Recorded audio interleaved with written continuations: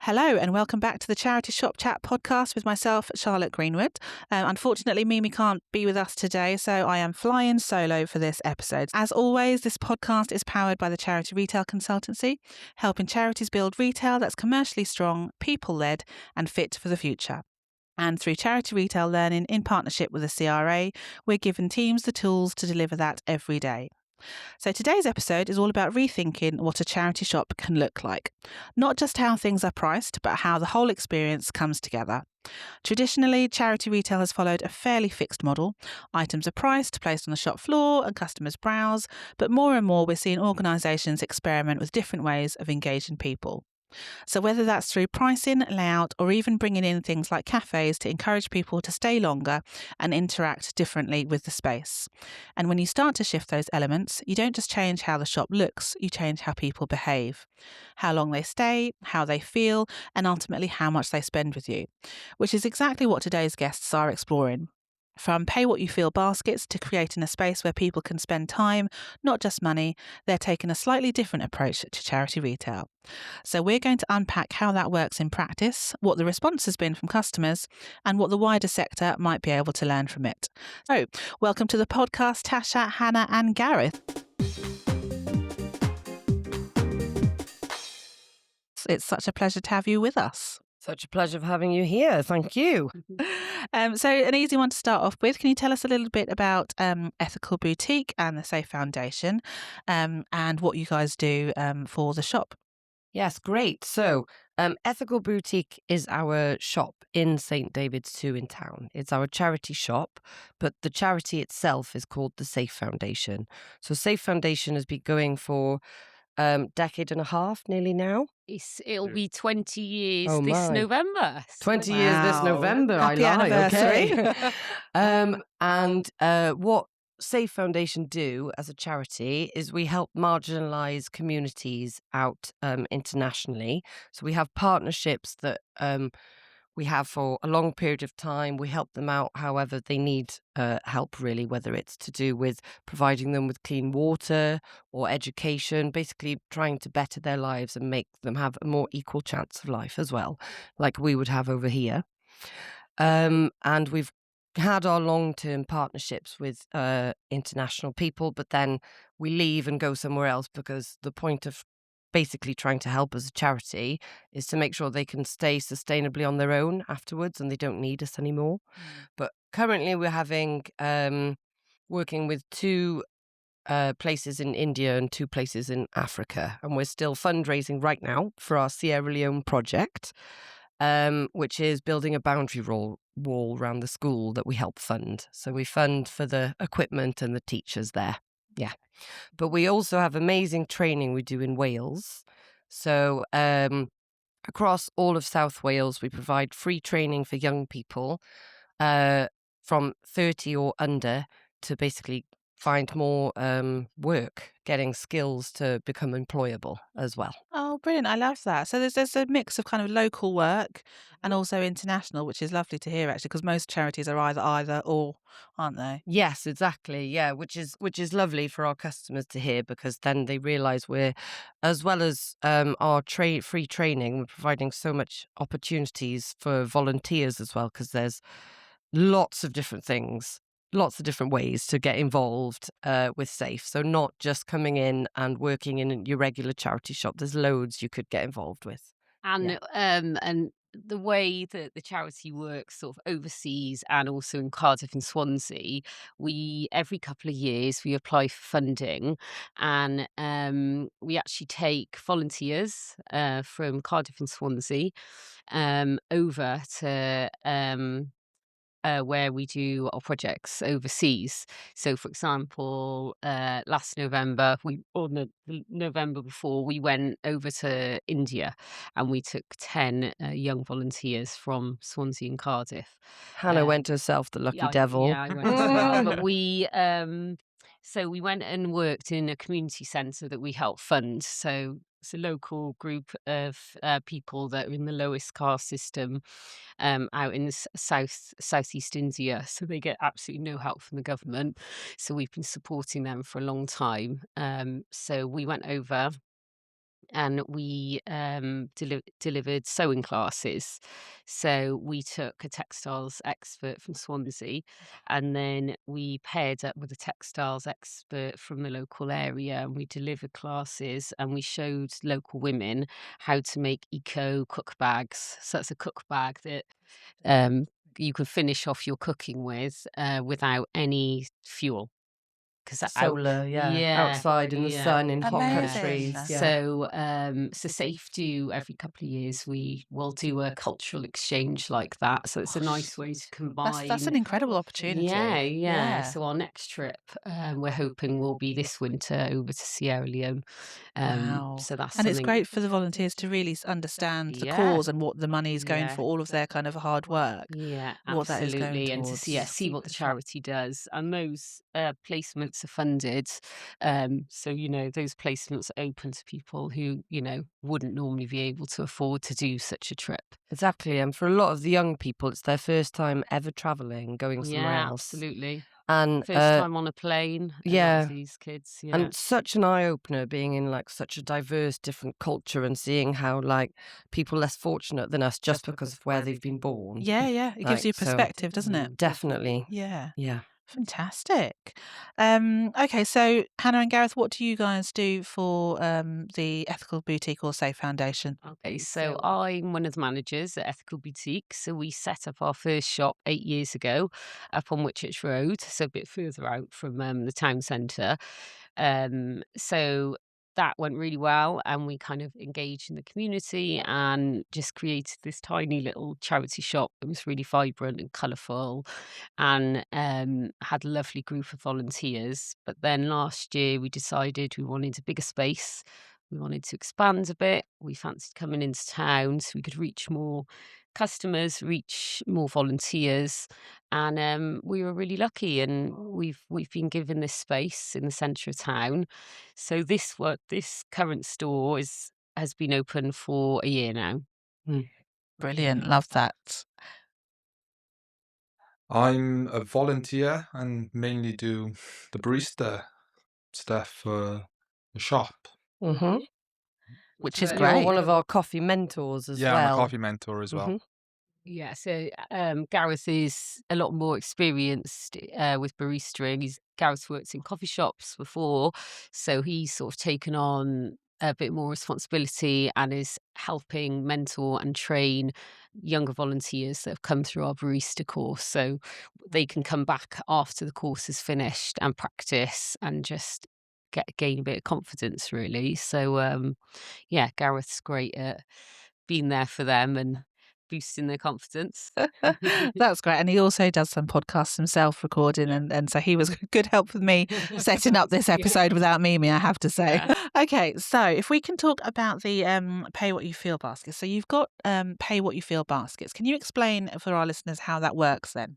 So right at the front of the shop, so for all eyes to see, we've got these big open baskets, and it is literally pay what you feel. So you can dig in, have a really good rummage, and if you find something you like, you take it to the counter and you pay what you want to for that. So the reason we do this is because some people can't afford even say a fiver. So we want to make part of our shop accessible and affordable to people that might only have 50p. So that's part of the concept of it.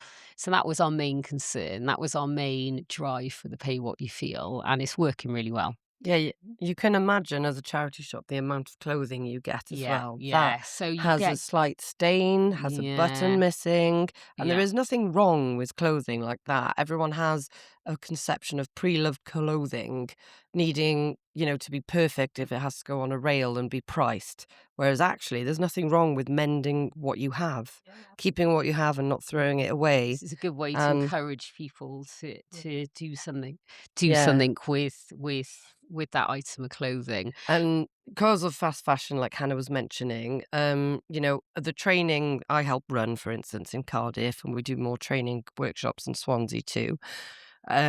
We teach during retail training about the impact of fast fashion industry, And the last stats we had, which was from last year, so they're probably even higher now, but was 92 million tons of clothing gets thrown into landfill a year. It's a scary figure, isn't it? I mean, it's a fantastic initiative. It's if your visual merchandising of the shop hadn't drawn me in already, those baskets would have done. So I came to Cardiff a few months ago, and I was like, "Oh, what's this shop? This looks cool." And I was like, "Oh my god, it's a charity shop! No, I have to It go really in." draws people in. Yeah. And I think just the wording, because a lot of people haven't heard that phrase before.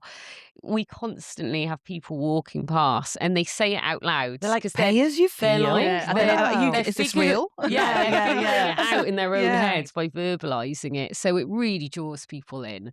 Yeah. So it's kind of just an amazing all-rounder, really. And you some know. people go, well, what if I feel like paying 20p? And I go, well, then you pay 20p Yeah, for that yeah. item. And they're going, no, really? And, Yeah. is it a really wide range of pricing that you get from people? Like they'll either give you more than actually it's worth, or they'll give you less. It's quite Totally. a good way to encourage people to give cash donations because we don't have cash buckets out or that kind of thing. So if we got a particular campaign going on, like at the moment, as Tash was saying, we're campaigning to raise funds for a boundary wall for the school we fundraise for in Sierra Leone. Recently we've been doing like Easter traditional raffle.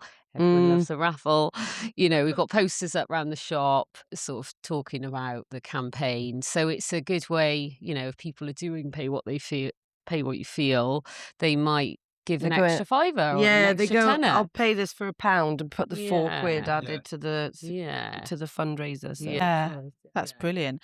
And what kind of stock do you put in there? Is it kind of stock that you've tried to sell already on the Yeah. shop floor at a All higher sorts. price? Yeah. So it's kind of your end of line. So it stock. might be end of line, or like Tash was saying, it might be a really nice garment that might have like a tiny hole, or we might not have time to mend it ourselves.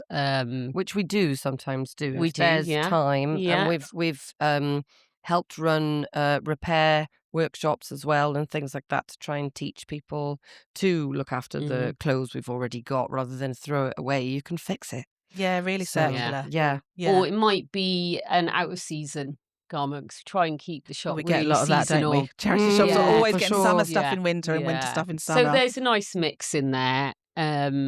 But yeah, it's worked really well. We've been doing it for about 6 months now, and it's been great. And the other sort of obvious thing about the pay what you feel bins is like everyone loves a bargain. Yeah. They do. So, They do. you Like, know. even if you might not 100% want it, but you're like, do you know what? I'll pay what I feel like. I can just get it anyway. If I change my mind, it's not a big deal. I can come back and donate it because I only And paid clothes 50p. are so Yeah. expensive, it is a good way to draw people in And and get them another into our shop. Another thing as well, like if you are paying like 50p for something, you're far more likely to go, oh, I'll just give that to a friend when I'm done or redonate it. And we do try and encourage like swap shops and things like that. We've set We've up done swap some shops, swap and shops, things like that too. So like it might be your pre-loved item from before, but someone else will think, oh, this brand new thing that really changes my whole wardrobe. Yeah, This yeah. new outfit. Or they're really into upcycling and they're really creative in that way and they can do something. For sure. Yeah, and it has a good knock-on effect because it just gets people into the shop, and then they might say, "Oh yeah, do you take donations?" Because we're one of only 2 charity shops in the town centre now. Yeah. So we're sort of really flourishing. Yeah, the rent is so high in the city centre. Most charity shops can't afford to be here. We've been Yeah. very, very lucky. Landsec, who run St David's, have given us the space rent free. So we've been very lucky.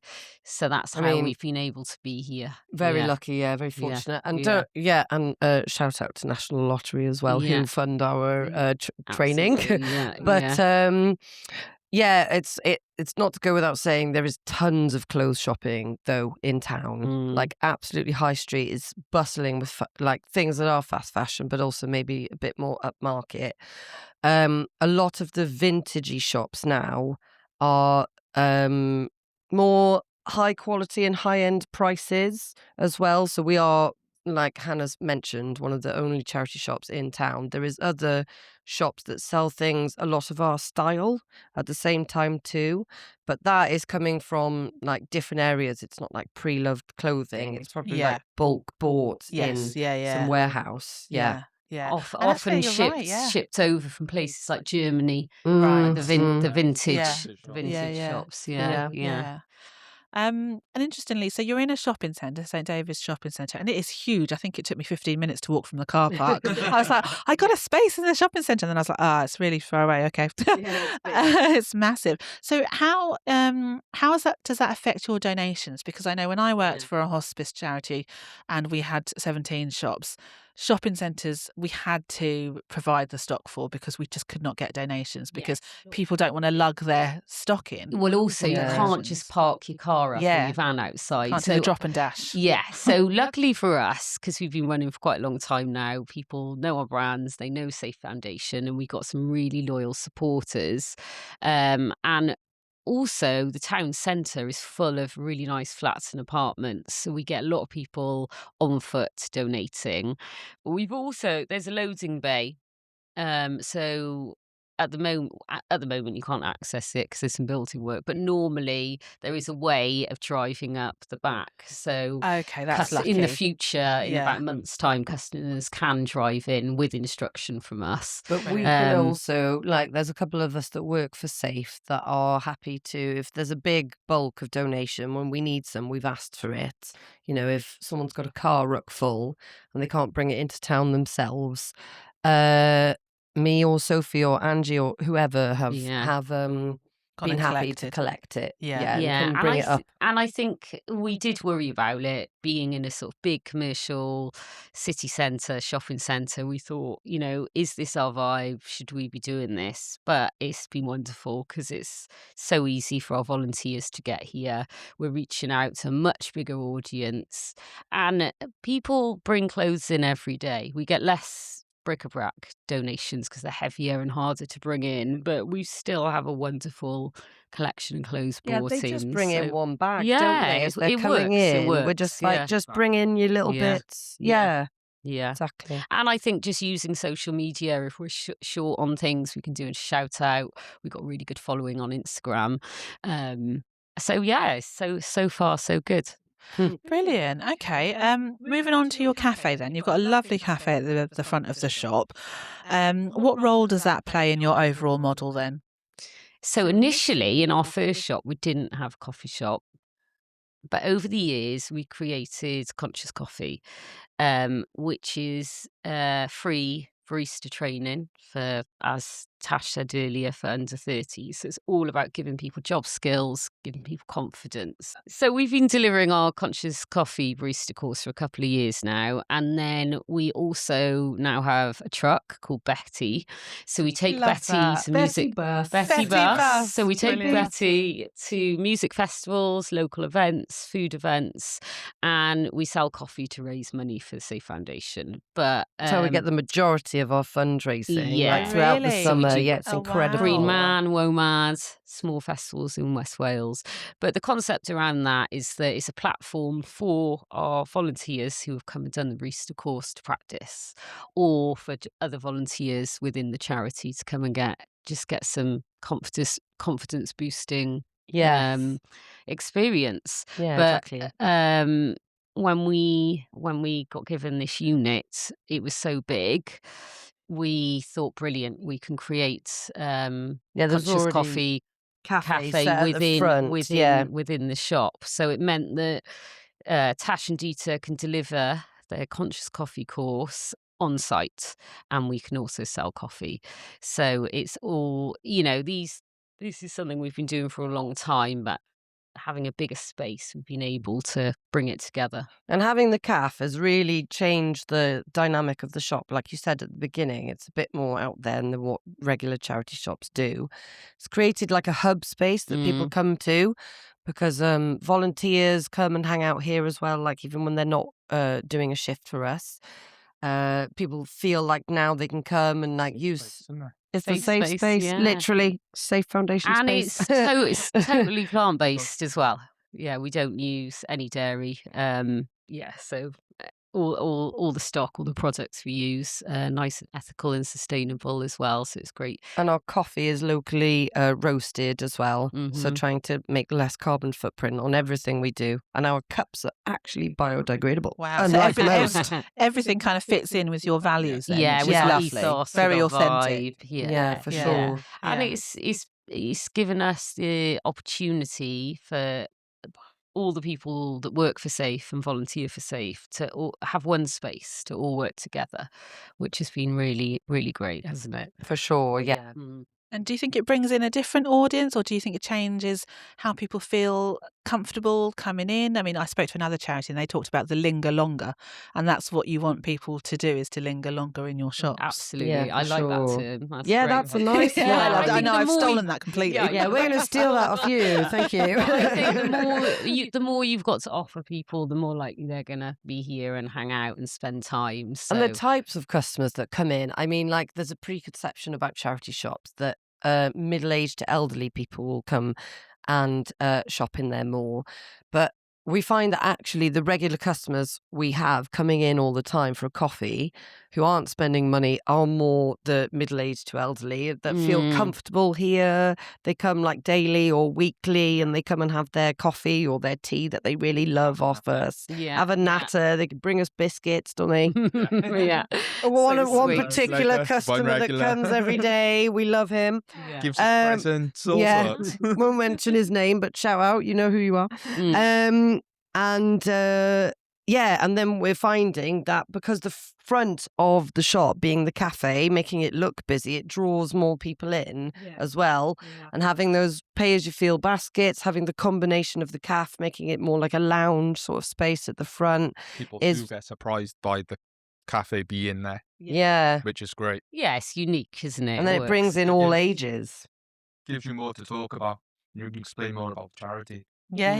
That's Yeah. true. Yeah. It's a good option to say what we're doing as well elsewhere for projects. Gareth, as a volunteer and a coffee mentor then, so how did you come about volunteering for the shop and the I cafe? did the conscious coffee course, Oh, you did the course? Yeah. Brilliant. even though I'd worked as a barista for 2.5 years before. But I went into care, came ill, and needed to get back my confidence and get out the house. That's brilliant. How long ago was that? Been off work now for 1.5 years, so about a year. What has this meant to you then? How have you found the whole experience volunteering here, going through the course and then carrying on to volunteer and be a coffee mentor? It's actually saved me. I probably wouldn't be here if it wasn't for the charity. To be honest with you, I was written off by everyone, and then come here and everyone's just welcomed me. And they've given you value. Yeah. I'd assume you found that confidence and you've found a purpose as well, which is lovely. Yeah. And without volunteers that help us, like, it literally wouldn't run. No. We wouldn't be able to do everything we achieve and then be able to support new volunteers that want to come in as well. And the fact that Gareth's gone from doing the training to now being a coffee mentor just shows, like, In a short amount of time as in well. a short amount of Yeah. time, and the amount you help us at events, and you're on the coffee bus, and we can I'm leave still you to training it. people on the coffee Yes, bus. exactly. It's amazing. So, all the different elements of the cogs of how a system works is how you get it running, and without people giving up their time for us. This is why we value so much the people that come and help us. Yeah, volunteers are just the lifeblood of charity retail. Literally, we Yeah. could not do it without people like you, Gareth. So Yeah. thank you so much for giving up your time to Yeah. do it. It's just incredible. And I love the fact that you are upskilling your volunteers, giving them progression opportunities to mentor other volunteers. I think that's a fantastic initiative that more charities could do a little bit more of. Exactly. Yeah, and like I said before, there's so many different elements that you can do to up your skills, or so many different jobs we need volunteers to do for social media planning. We've got like admin things. We need people to help for fundraisers, for organising events. We even have like some really creative volunteers who help us make jewellery or the bunting or whatever we're doing, So there's literally so much so many different roles, so many different skills to be able to share and pick up. I used to volunteer for Safe as well before I even worked for it. Hannah's the whole reason, basically, I'm working for Safe, because I used to shop in the original ethical boutique, and then she poached me, and then she was like, "Do you know what? You'd be a great volunteer for us." And then I was like, "Right, sold." Volunteered for them, and now I work for Safe. So. Shop managers are very good at that, persuading customers to become volunteers. Yes, they are. Hannah's like, you'll love the festival. Tash used to be a nanny for years, and she'd be super busy all day, and she'd pop to the shop right at the end of the day, just as I was closing, and I'd end up keeping the shop open for you because she'd buy about 20 items. And we had a really lovely natter, and I recruited you for an. We do, like I said earlier, we do a lot of festivals. So you came and did a festival with us, and we sucked you in then. Exactly. And we kept you. You're still here. Still here. Started doing performances at your events and stuff like that. So yeah, it was just now sucked in for life. And what's your favourite thing about working here then? The regulars. Oh, yeah, they're good people. Yeah. Lovely. Any advice for anyone who's thinking about volunteering that might be in the same situation that you were in? Just go for it. Worthwhile, Don't think. isn't it? Just do. Yeah, good advice. So your space feels quite different to a traditional charity shop. How important is visual merchandising in creating that experience? Yeah, I think that's key, really. We've always been sort of colourful, vibrant charity anyway. And yeah, we just want people to have fun when they're here and take it in and stay here. You know, you don't want to walk into a boring, dull shop. It's not going to keep you here. But yeah, I think just small things like Tash mentioned are rag bunting. So we make bunting just out of scrap fabric. It's a really lovely, chilled out activity to do with volunteers. Super easy, don't have to use sewing machines. So just things like sticking rag bunting up that we've made ourselves just to make the place a bit more colourful. And also, you probably noticed we've got images of our beneficiaries as well.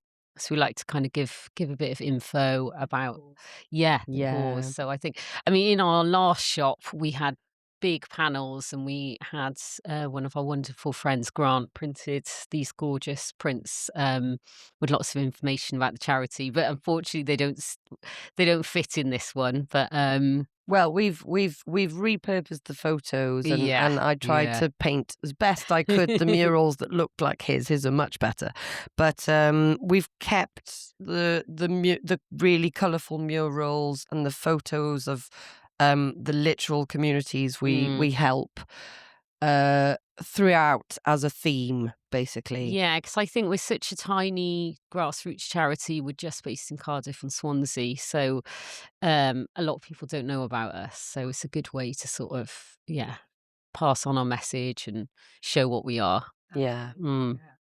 So you're not afraid to do things a bit differently with your pay what you feel baskets and your fantastic visual merchandising. I can't wait to load some of these photos up on our Instagram because it's a fantastic looking shop. Can you share any examples of more quirky or unexpected displays that you've tried that have been really successful? We have lots of customers helping us to decorate. We had a customer making us a whole model for Halloween, which was incredible. And in case people have been into town and been past, we're usually the shop that has the Grinch mask at the front all over Christmas. And everyone's like, is that for sale? No. But yeah, would you? Or they look at the glitter ball helmet. Yeah, the glitter ball disco helmet was out for quite a while. Everybody wanted to nab that too, but not for sale. It's just a display piece, but it's drawn people in. We try and make the models a bit quirkier than your average charity shop. And how do customers respond to that? Do you notice it changes how they browse or engage with the products? Yeah, I think it starts a conversation. You know, they might have a laugh and it encourages them to talk to you and come into the shop. So I think just having a bit of fun with our work. Yeah, it's been good reactions. Yeah, it's been good families, especially at Christmas or Easter or Halloween sort of display. It's drawing more children in, making them feel like relaxed, and they can have fun and chat to us at the front of the cafe, and that gives parents time to like go and browse around as well. So yeah, basically just drawing people in, and I think it's welcoming. So all of these ideas that we've talked about, that the very open pricing, a cafe, the fun visual merchandising, it really challenges the traditional shop model. And you've really talked about diversifying your income as well with Betty Bus and your kind of coffee course and everything. What has all of this taught you about how people actually behave in charity shops? Think it relaxes people. I think they feel, because I think charity shops have more of a homely feel than a big commercial shop. I think it's not intimidating. I Yeah. think a lot of these expensive high street stores are intimidating because of the price and the way they look. So I think it's about relaxing our customers, making them feel welcome. Making a community Yeah. happen. Like it's Yeah. a lot of the time going to these events, or like seeing the same regular customers every day, whether it be for browsing around. We've got certain people that come around to just look for a new item, piece of jewellery every day, or a new what is the latest clothing we've put out, or in the cafe. But it's literally bringing back the same customers. We get to know about their lives, they get to know about us. It's making that real sense of community, and that brings them to further events, and then they meet more people in that environment as well. So it's made a little sense of family in the shop, Yeah. and then community around. Yeah, bit of a sense of spirit. Yeah. So that if we think about assumptions about charity shops, what assumptions do you think needs rethinking from outsiders who aren't experienced with charity shopping? Definitely that pre-loved clothing has to be out of date or old-fashioned looking. That secondhand isn't good enough. Everything we get here that we put out with a price tag on is really good quality. We get things sometimes that are even brand new with labels still on, and there is no need for things to go into landfill at all. The fast fashion industry has put in our minds, because they've advertised for generation after generation after generation, that, oh, that's out of fashion now, this is the latest new style. Like, be yourself, wear whatever you want, and nothing is out of style. Like, there's no rules. Like, fashion is a playground still at the end of the day, and you can put something together that costs nothing and look fantastic. Vivienne Westwood put it best, like, buy less, look fantastic, right? Like, shout out to her, she was the best. And for charities listening then, out of the kind of the cafe and the pay what you feel baskets, if you could advise them to test one of those things, which one would you recommend? Well, I think we already had our conscious coffee set up, so we were sort of running with that anyway. So I think, the pay what you feel baskets are just genius. I think they work wonderfully. Philip, our other manager, came up with the idea, and it's not going to cost the charity anything. We managed to get the baskets, some of them for cheap, some of them for free. It's not going to cost the charity anything to start that up. It's easy. You don't have to steam the item. You don't have to put it on the hanger. Don't have to just dump it. You Dump it in the just basket. throw it in the Chuck it in, basket. yeah. It makes life a lot easier sorting through donations. Yeah. And can I tell you a story? Go for it, about of that? course. So I grew up in North Wales as well, and there was a charity shop that had a couple of little charity shops here and there we've seen have like bargain bins. But our pay-as-you-feel baskets, I think, rather than say it like a bargain bin, like it's throwing it away, we like to encourage that the clothes are still fine, and we put them in different size section, big baskets as well. So you've got the small, medium, large, don't you? So it's great to encourage for people to root through and think, oh, it's still a special item to get. Whereas when I was growing up in North Wales, I rummaged through this bargain bucket with classic charity shop. This was in Wrexham, and they had a Dolce & Gabbana velvet jacket. in the bargain Oh my goodness. bin that I got out, and I'm definitely paid more than what the bargain bin price was suggested. And I said, ladies, if you see this label, this branding, please never throw it in a bargain bin. Make sure you've got it at the front of the shop. This is a gold velvet Dolce & Gabbana jacket, which I am buying and I'll give you sufficient money for. But yeah, just make sure if you are a charity shop as well, something we always encourage is like research the label. Like lots of volunteers we've got think of pricing something for us, but we always check it through shop managers because they don't know that maybe a label might cost like something really expensive. I don't know if you've heard Desigual is Barcelonian like designer clothing, and I find that in charity shops all the time for really cheap, and it's so unique and stylish, but like people put it for next to nothing. Top tip there for charity shop managers or volunteers that are listening to there this. You go. Look out for that brand. Yeah. So what I love about this episode is that when you change the rules of the shop, you seem to change how people behave. So whether that's pricing or created a space people want to spend time in, small shifts can definitely have a big impact. And this isn't about copying just one model. It's about being open to testing new ideas because it's difficult out there, let's face it. Rising costs, harder to get people to part with their money. We have to try new things. And charity retail can evolve. And when it does, it creates opportunities to reach more people and drive more income. And that's exactly where the Charity Retail Consultancy supports charities, helping them to test, refine and scale ideas that strengthen both experience and performance. We've done many reviews for shops and those with cafes as well, and we found that our visual merchandising training has helped increase average spend by more than £6. So do get in touch if you need support with this either online or in person. So before we wrap up then, guys, it's time for our shop shout out. Is there a charity shop or a reuse space or initiative or another social enterprise that you would like to give some love to?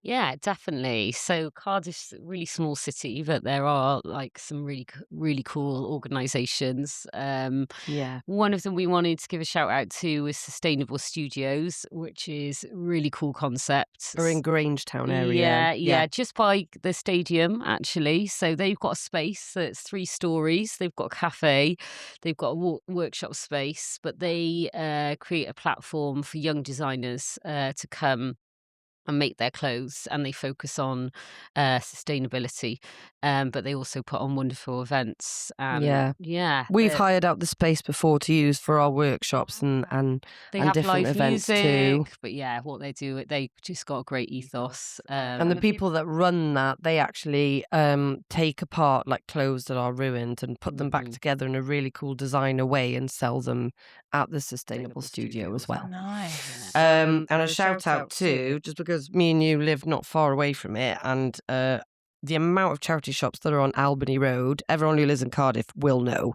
So many good ones. But Greyhound Charity shop that's on Albany Road have a fantastic display all the time. They really repurpose and reuse and recycle things and make it look fantastic. Their window displays are great. Yeah, fantastic. And it's a great charity shop. So yeah, it really is. There are shout outs. Brilliant. Thank you. So thank you so much for joining us. It's been a really brilliant and insightful conversation. I've also really particularly enjoyed hearing the volunteer perspective because it's not a voice that we often get on the podcast. And we always love to have volunteers to come and talk to us about their experience because we couldn't do it without you guys. So thank you very much for joining us. To our listeners, if you enjoyed this episode, don't forget to follow, leave a review and share it with someone who loves charity shops just as much as we do. You can follow us on Instagram, Facebook and LinkedIn at Charity Shop Chat and at the Charity Retail Consultancy. And make sure to check out Ethical Boutique too and Safe Foundation. Where can they follow you guys? So we've got quite a couple of Instagram ones. So Ethical Boutique with _ in between, Safe Foundation with _ in between, and our consciouscoffee.project on Instagram too. We have a LinkedIn tree as well if you want to look up Safe Foundation, so you can find all of our different pages and various social media things as well. Brilliant. Give them a follow, guys. Charity shops are full of stories that deserve to be told, and we love sharing them with you. Until our next episode, bye. Thank you so much. Thank you, guys. Bye.